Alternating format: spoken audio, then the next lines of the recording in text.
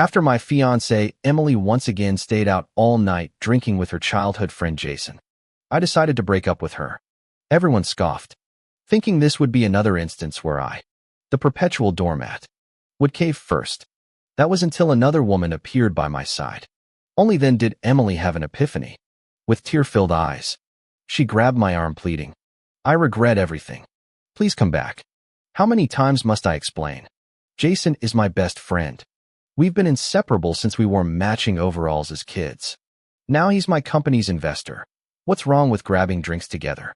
Stop being so paranoid," Lynn retorted drunkenly, impatience dripping from every syllable.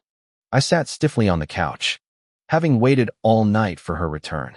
I'd lost count of how many times she'd pulled these all-nighters. Just drinks? I tapped open the photo saved on my phone and shoved it toward her. The compromising picture showed Lynn curled against Jason on a rumpled hotel bed. Sent by Jason himself at 2:17 a.m. along with a taunting message, "She's mine whenever I want." He'd deleted it within 30 seconds. But I'd screenshot everything.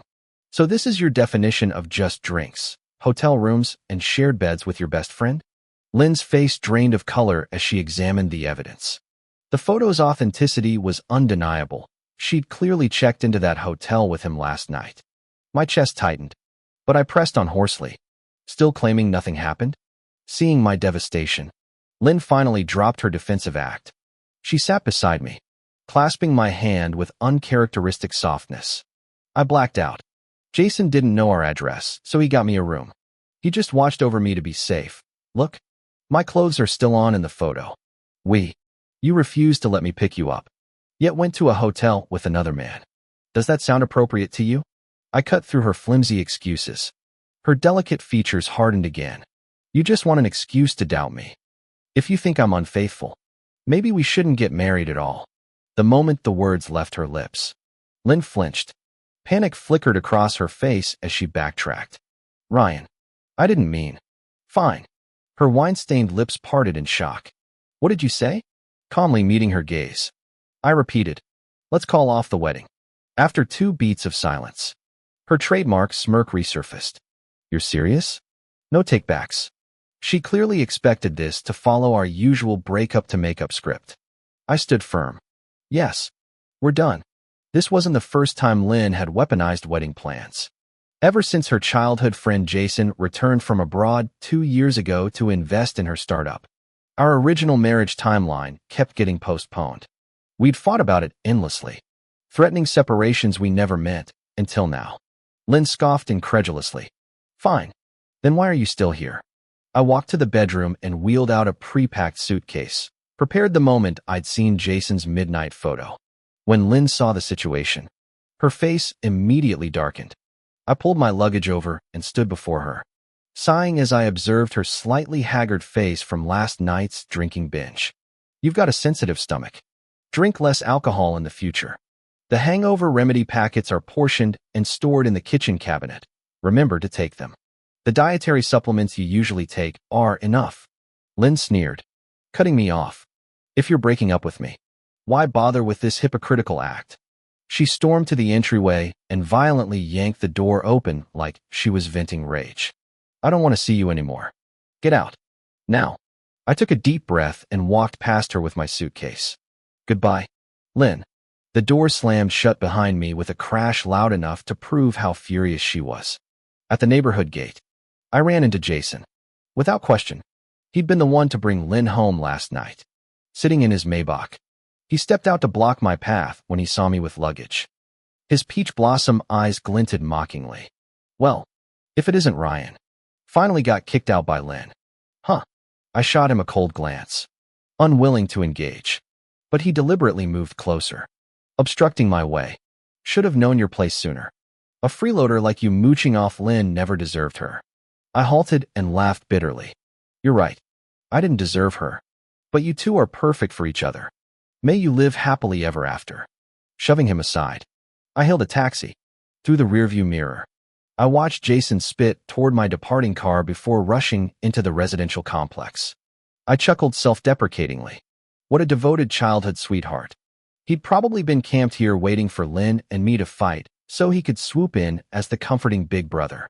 Now they'd make a flawless pair, casting me, the ex-fiancée, as the petty, unreasonable one. Yet there was a time when Lynn never treated me with such impatience. We'd met in our university's theater club. Back then, she played the dazzling princess while I stood motionless as the tree she leaned against. If she hadn't tripped off the platform and fallen into my arms, breaking my arm in the process, someone as ordinary as me would have never crossed paths with an heiress like her. During my hospital recovery, she visited constantly. Gradually, we became a couple. In those days, Lynn was still a pampered young woman with a touch of aristocratic willfulness, utterly unlike the ruthless, iron-willed CEO she'd become.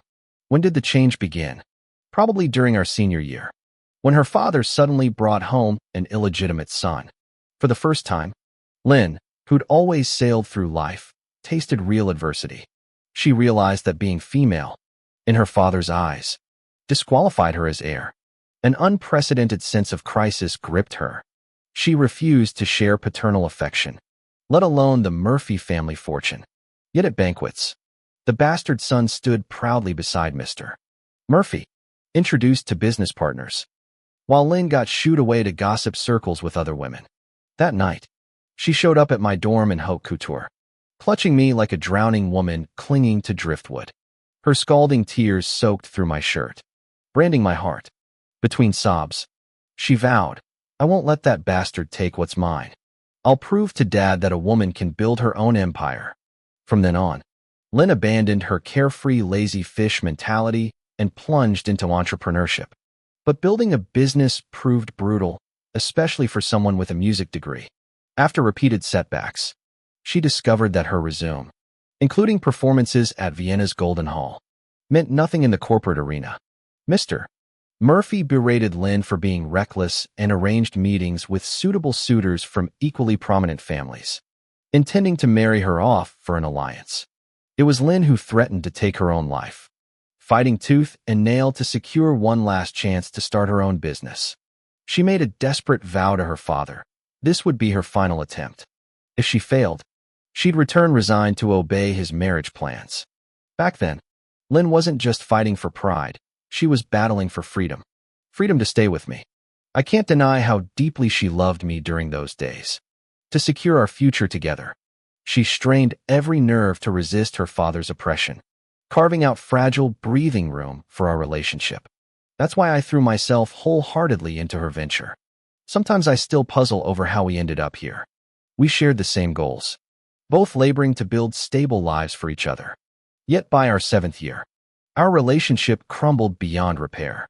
When Jason returned from abroad and started sending me ambiguous texts, my initial rage and jealousy gradually hardened into numbness. After several fights where Lynn dismissed my concerns as paranoia, her indifference felt like ice water dumped over my head. It wasn't Jason's presence that ultimately eroded us. It was Lynn's dismissive attitude that made her love feel like a phantom. This coldness didn't emerge overnight. Jason's reappearance simply ripped away the last veil hiding our decay.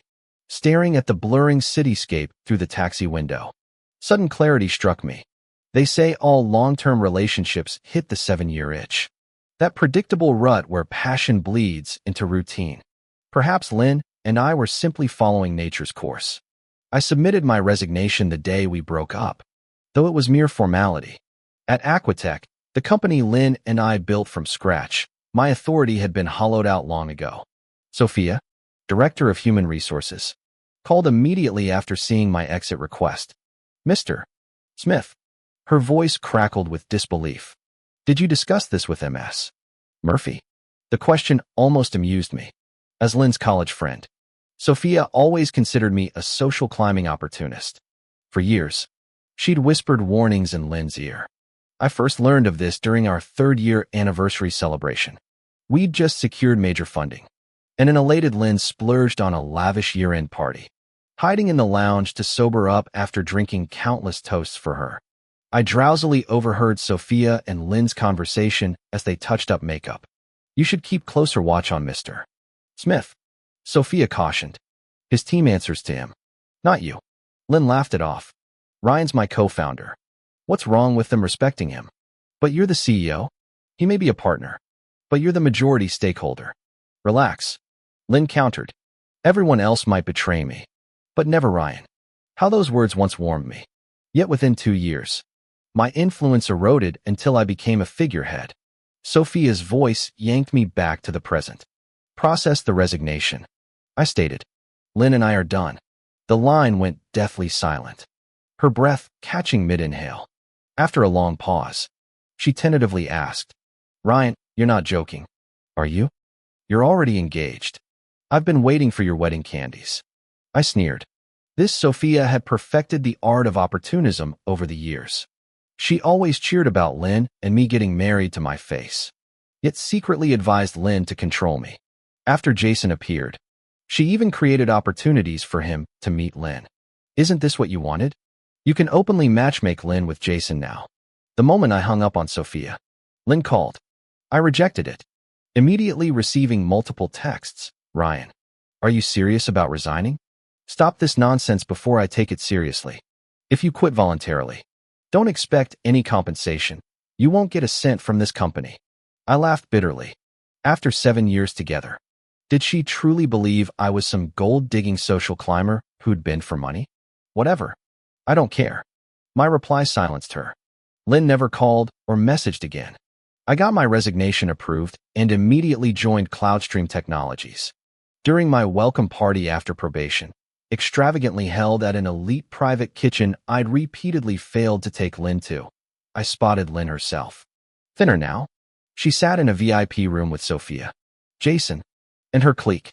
Lynn, did you really break up with Ryan? He left without taking anything? Someone asked.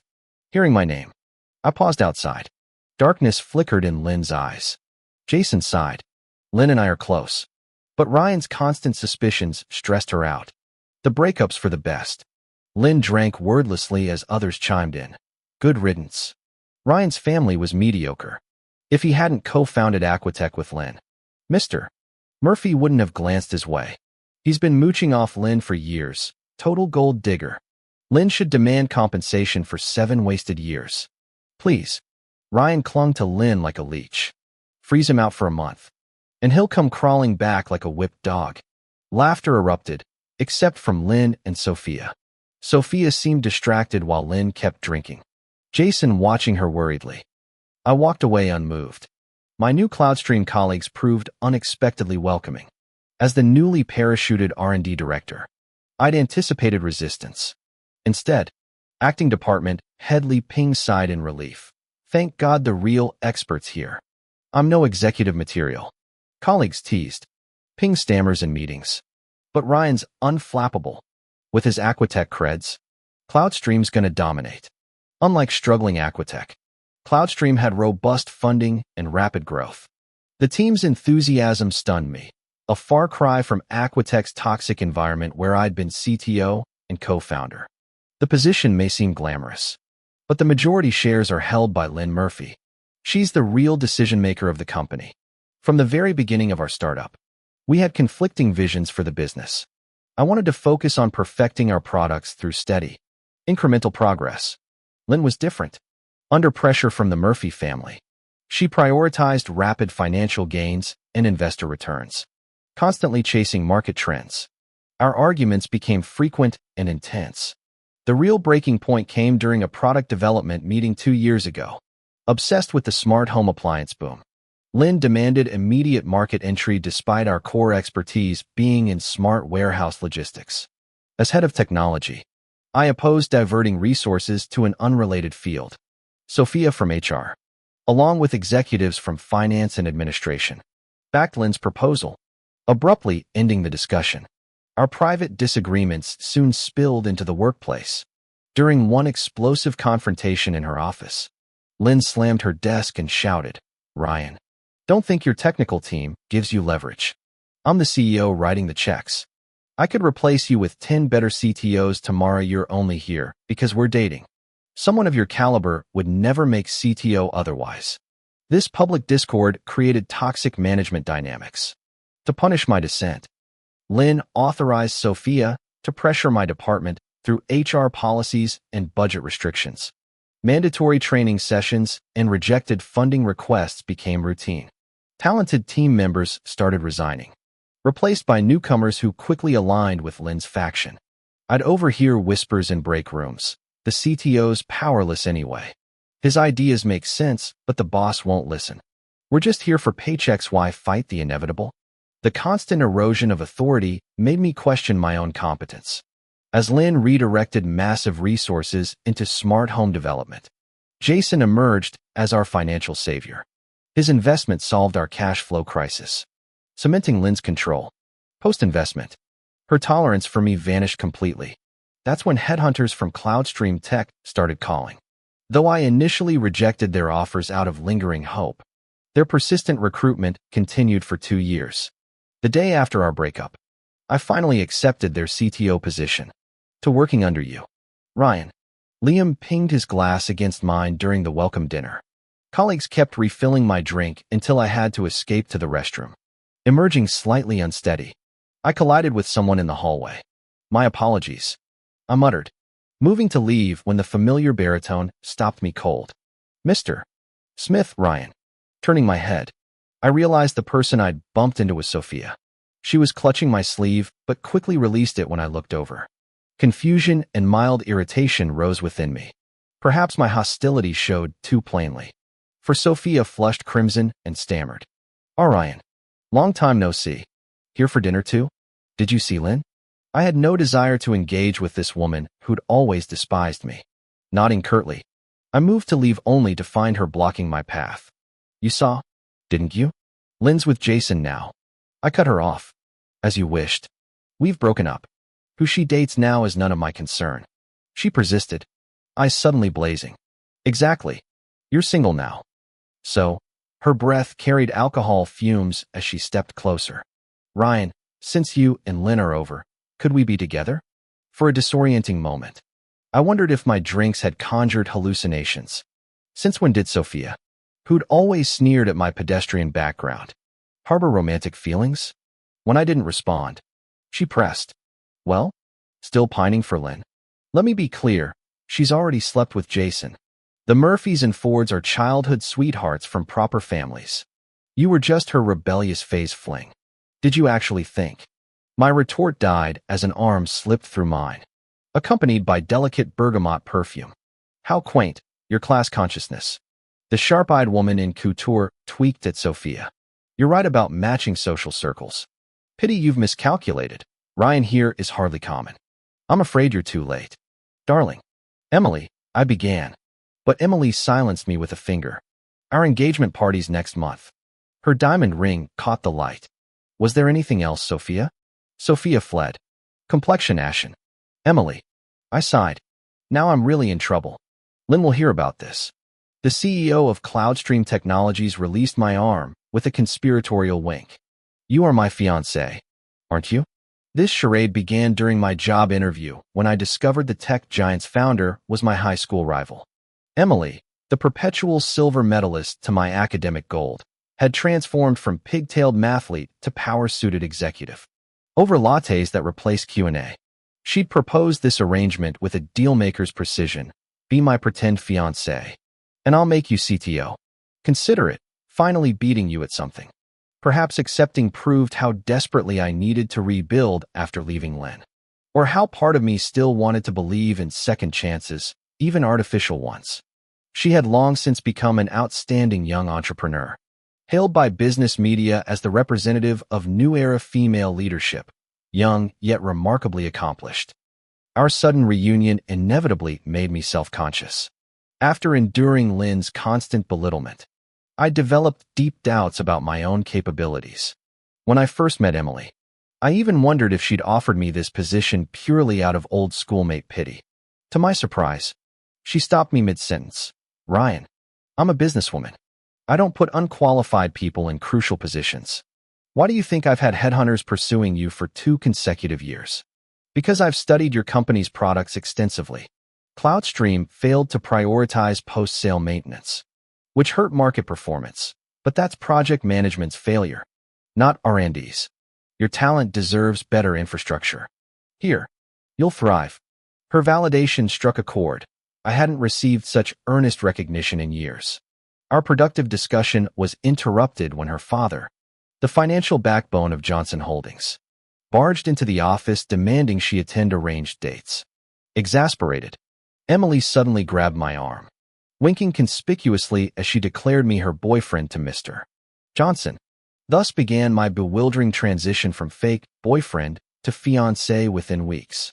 Returning to the private dining room together, Emily's arrival electrified the gathering. She possessed that rare duality, a meticulous leader during work hours yet approachable after hours. Under her guidance, Cloudspire maintained focused energy without oppressive tension. Every employee embraced her philosophy, forging unprecedented departmental cohesion, a stark contrast to Cloudstream's recent internal chaos. Post-dinner, our boisterous group encountered Lynn and Jason's entourage at the restaurant entrance. Stumbling upon Jason's elaborate confession scene, kneeling with crimson roses, he proclaimed, "Lynn, I returned specifically for you. Watching you fight solo these 2 years to secure your business foothold, let me be your anchor. Be mine." Her friends chanted say yes, but Lynn's slight frown betrayed no joy. Scanning the crowd, her eyes locked with mine. Emotions flickered across her face, shock, fleeting delight, then haughty composure as she lifted her chin, clearly expecting me to approach. I calmly averted my gaze, walking past with colleagues. "Ryan." Lynn's shrill call followed. When I kept moving, she abandoned Jason to chase me down. "Where have you been these weeks?" "No calls." "Do you know how exhausting it is managing company crises while worrying about you?" "I'm exhausted too." Her delusion astounded me. After 2 months apart, she still thought this was some lover's quarrel?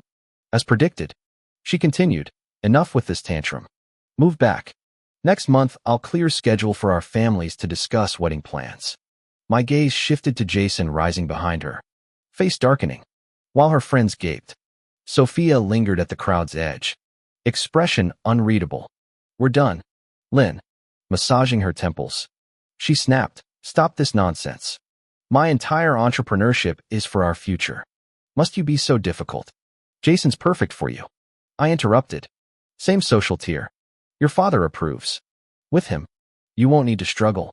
Her eyes narrowed, scrutinizing my face, recognizing my sincerity.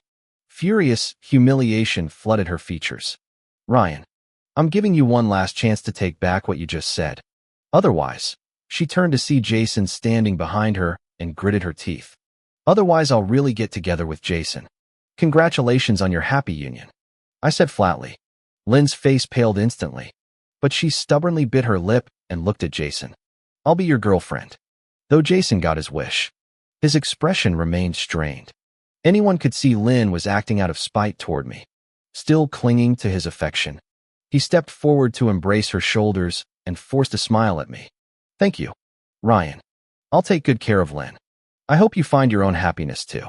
Lynn deliberately leaned against Jason, glaring defiantly at me. "Jason's way better than you. Breaking up means I'll thrive without you, while you'll amount to nothing." "Says who?" Before Lynn's taunt faded, Emily appeared beside me with an icy expression. "You're the one unworthy of Ryan's years of devotion."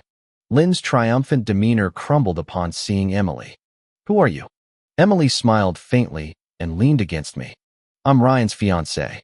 Realization dawned on Lynn's face before twisting into fury. "Ryan, so that's why you suddenly dumped me? You already had a replacement lined up? How dare you accuse me and Jason?" "Shut it." Emily cut her off. "Weren't you the one flirting with other men while having a boyfriend? The one who built your company on Ryan's R&D breakthroughs before kicking him out? The one who manipulated him into doubting his abilities, stole his shares, and stripped him of all authority? Admit it, you were the first to grow tired of him." Lynn's face darkened as Emily's gaze swept over her friends. Pausing at Sophia. "Was it this dear friend and loyal subordinate who advised you to undermine Ryan?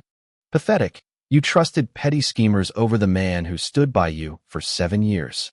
Emily threw her phone at Lynn. "Watch how your best friend played you for a fool." The video played Sophia's voice. "Now that you've broken up with Lynn, can we be together?" Footage from the restaurant showed Sophia's confession to me. Sophia froze while Lynn stared transfixed at the screen. Hearing subsequent recordings of Sophia badmouthing her. "You Lynn turned incredulously to Sophia, defiant under Lynn's glare. Sophia snapped. Yes, I like Ryan. What of it? Lynn slapped her. How dare you? He was my boyfriend. Was. Sophia retorted uncharacteristically bold. You broke up. Why shouldn't I confess? You poisoned our relationship. Lynn shouted. Face ashen. You said his influence needed curbing. That R&D only listened to him. That he was some social climbing gold digger. Sophia sneered. Did I force you to act? If you truly loved him, my words wouldn't have swayed you. Admit it, you already thought those things. Speechless with rage, Lynn raised her hand again, but Jason restrained her. Lynn, calm down. Calm. She betrayed me. Lynn screamed.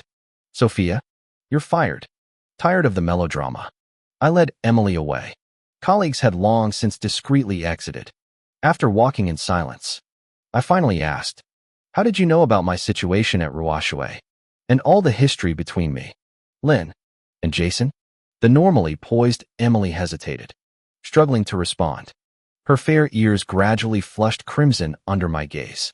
You already guessed? Why make me say it? She pushed me away indignantly and stormed ahead. I stood watching her retreating figure, an involuntary smile tugging at my lips. The moment she stepped forward to defend me, meticulously recounting my grievances from recent years, I'd already known, catching up with long strides. I called out, wait for me, Emily. When someone's been guarding my dignity with such care, pretending ignorance would be unforgivable. After seeing Emily home, I found Lynn and Jason waiting at my apartment complex. Lynn wept uncontrollably while Jason, uncharacteristically making no effort to comfort her, chain smoked nearby. The Ford Air lifted bloodshot eyes to meet mine, his usual arrogance replaced by weary resignation. She insisted on coming. Ryan, I'm returning Lynn to you. This time, I concede. Damn it. Were these two staging some melodramatic soap opera here? Exasperated, I seized Jason's arm as he turned to leave. Take her away. Now. Lynn looked up through her tears, wounded by my harshness. Ryan, this is all my fault. Sophia manipulated me, poisoned our relationship. Let's not break up. I'll make amends, restore your CTO position, reinstate your shares in Aquarius Tech. Just don't be with that woman. No. My voice held finality. Don't shift blame. Lynn, our relationship was crumbling long before Sophia's interference. Admit it, you stopped loving me years ago. Her lips trembled, silent tears continuing. I'd pondered this truth endlessly during my 2-year marginalization at Aquarius. The 7-year itch had eroded our youthful passion, leaving only corporate discord, familial pressures, and public skepticism. Perhaps my own affection had withered long ago, allowing this swift detachment. You're clinging to nostalgia. Lynn, let's part civilly. She refused reality. That night's blunt confrontation only intensified her persistence. Convinced Emily was merely a pawn to incite jealousy, Lynn began staking out my apartment daily. I understand now. Ryan, I've tasted the bitterness you felt when I grew close to Jason. Punish me however you want, but don't abandon Aquarius Tech. Her relentless hounding threatened my courtship of Emily. If you continue this harassment, remember, I built Aquarius. I can dismantle it. My threat carried weight. No one knew the company's vulnerabilities better than its co-founder. The implied corporate sabotage finally penetrated Lynn's desperation. Those sporadic messages persisted. Her physical intrusions ceased.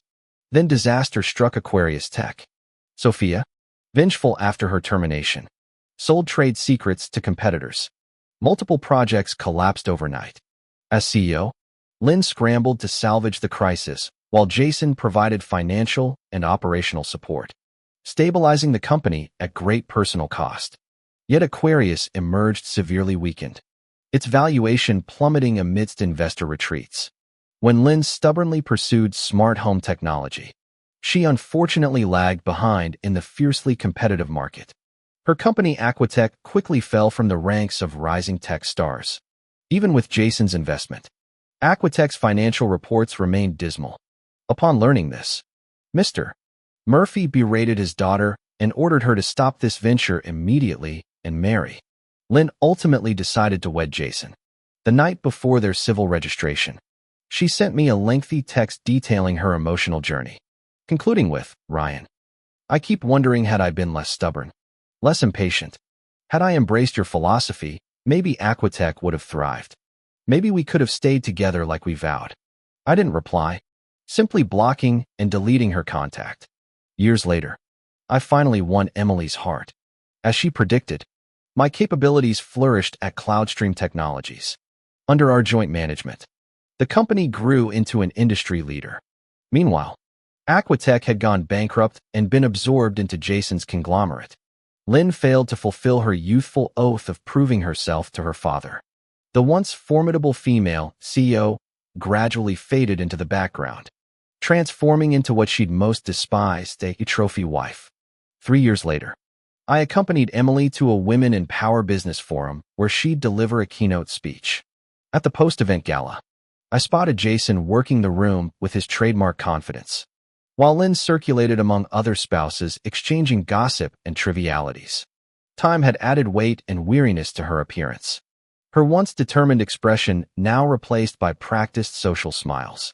Rumor had it she'd received less than 10% of family shares after her father's stroke, with the rest going to his illegitimate son. The heir later maneuvered to seize even that remaining portion through corporate restructuring. Emily noticed my gaze and whispered, "She's been busy battling mistresses these years. Look how the feared corporate queen became Jason's caged songbird." Satisfied with this outcome, just passing shadows, I smiled, tousling her hair. What matters is building our present. The past held no meaning anymore. Thanks for watching. Subscribe for more exciting stories. And drop your thoughts on this one in the comments. See you next time.